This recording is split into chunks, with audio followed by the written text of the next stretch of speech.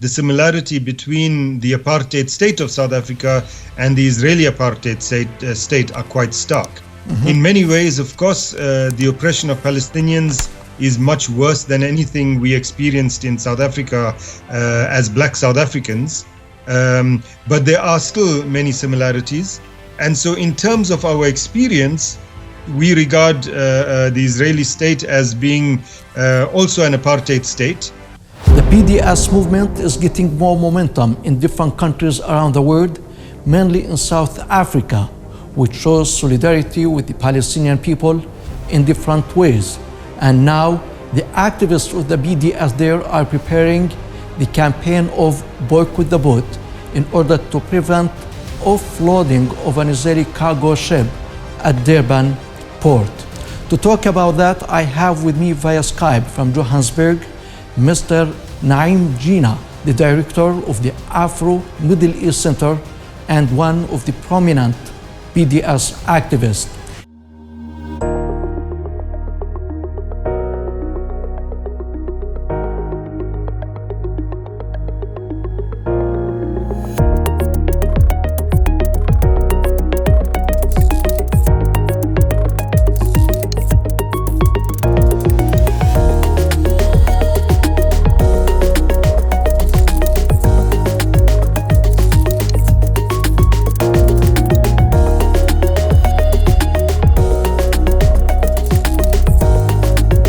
The BDS movement is getting more momentum around the world, mainly in South Africa. So if you give us a brief on the activities of the BDS in South Africa and Boycott the Boat campaign that you are preparing in order to prevent offloading of the Israeli cargo ship at Durban port in coming July, please. The BDS activities in South Africa began really in 2005 when the call was issued by Palestinian organizations for boycotts, divestment and sanctions. We might say, however, that in a sense the campaign, even without that name, had begun in South Africa before that. Particularly, we might remember the 2001 World Conference Against Racism, where there was a huge rally and march in support of the Palestinian people, and where South Africans and others made a commitment to embark on some kind of a sanctions campaign against the Israeli state. So it has been picking up since 2005 then, or since before 2005. Currently, the BDS campaign in South Africa is coordinated by an organization called the SA South Africa BDS Coalition, which is a coalition of a number of solidarity organizations around the country, and works as well with other organizations such as trade unions, religious organizations, etc. The most recent campaign, and the one that you're referring to now, is the Block the Boat campaign. In May, just over a month ago, with the onslaught on Gaza, there was an Israeli ship that docked in Durban on the South African east coast. Huge protests that accompanied that docking. Trade unions attempted to get their workers to not offload the ship, although that ultimately didn't happen. The ship did get offloaded. But it was the beginning, in a sense, of a campaign against Israeli ships docking at South African ports. We did this in 2009 with the attack on Gaza, when workers refused to offload the same company, Zim Line's ship that docked in Durban, and it's going to be happening again. This, of course, is not just a South African campaign, it's a global campaign. Last month also, in Italy, dock workers refused to load a Zim ship. And in Oakland, Seattle, Vancouver, etc., activists prevented the offloading of Zim ships there. So this is a long-term campaign against Zim Lines in particular, but Israeli ships in general. And the next Zim Lines ship that's going to be docking in South Africa is going to be next week on the 10th of July. Trade unions are already preparing for that. consulting with their members, etc., for the possibility that they will refuse to dock and to offload the ship. Yes, now, Mr. Naim, when we talk about South Africa solidarity with the people of Palestine, we are talking about solidarity that is based on common experience, as South Africa fought against the apartheid regime and defeated it, and now Palestine is fighting against the Zionist colonial apartheid regime. How inspiring the activities that you are organizing in South Africa to other countries around the world. Especially solidarity is needed now, as you mentioned, the onslaught on Gaza and the demolition and the blockade now of East Jerusalem, Silwan, Sheikh Jarrah, and other neighborhoods. Firstly, of course, for South Africans, the similarities between South Africa and Palestine are quite stark. Perhaps I should say the similarity between the apartheid state of South Africa and the Israeli apartheid state are quite stark. Mm-hmm. In many ways, of course, the oppression of Palestinians is much worse than anything we experienced in South Africa as Black South Africans. But there are still many similarities. And so in terms of our experience, we regard the Israeli state as being also an apartheid state, discriminating amongst people on the basis of their ethnicity, etc. But also, of course, in terms of international law, particularly the Convention for the Punishment and Suppression of the Crime of Apartheid and the Rome Statute, Israel can be defined as an apartheid state. So for us as South Africans, and particularly as Black South Africans, the notion of the notion that apartheid continues to exist in another or in other parts of the world is we take it quite personally. Of course, also there was a long period of time when the South African struggle against white supremacy was regarded as a kind of iconic struggle globally, and that notion still persists. And so for many people around the world, including many Palestinians, the idea that solidarity is forthcoming and enthusiastically forthcoming from South Africa is very important symbolically.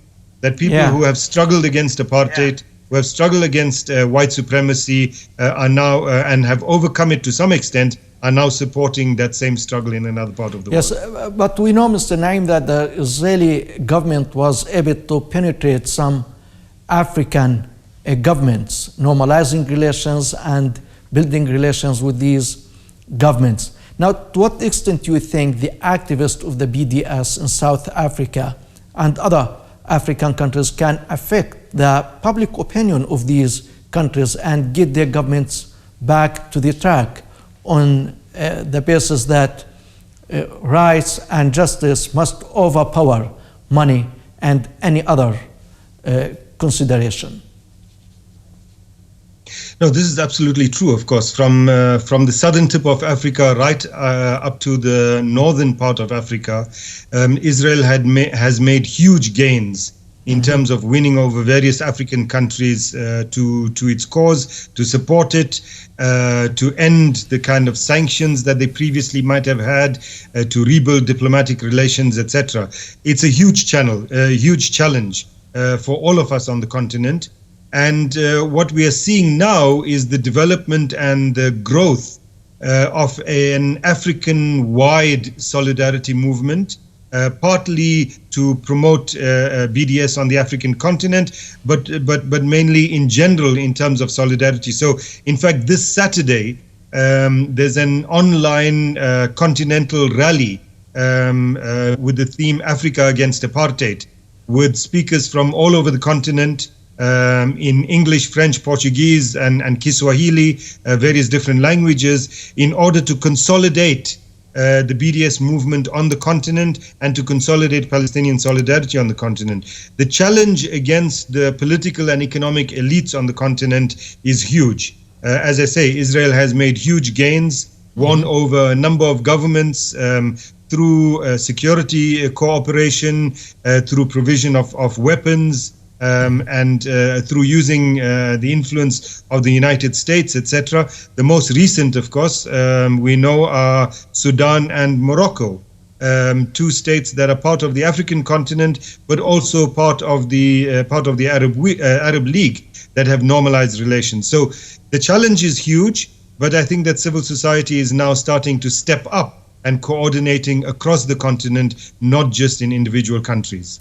Yes, and Mr. Naim, we know that you fight against the white supremacist and the apartheid regime in South Africa is taken like an example by all liberation and freedom movements around the world. To what extent do you think that such example can materialize when it comes to the Palestinian struggle for justice and independence? Do you think that the BDS is getting enough momentum today that can be compared to what South Africa got in its struggle for justice? Of course, every struggle is unique, even if there are similarities between the oppressive systems and between the liberation movements, as in the case of South Africa and Palestine. So we need to keep that in mind. But certainly, in terms of building a strategy and working to a strategy to overcome colonialism and apartheid, as we saw in South Africa and as we're seeing in the Palestinian context, broad kind of strategies that need to be put into place can learn from each other in terms of the struggle. So certainly the South African struggle and the strategies that we developed might be useful or can be useful for the Palestinian struggle. One of those elements, one of the pillars of our strategy in the South African context was the international isolation.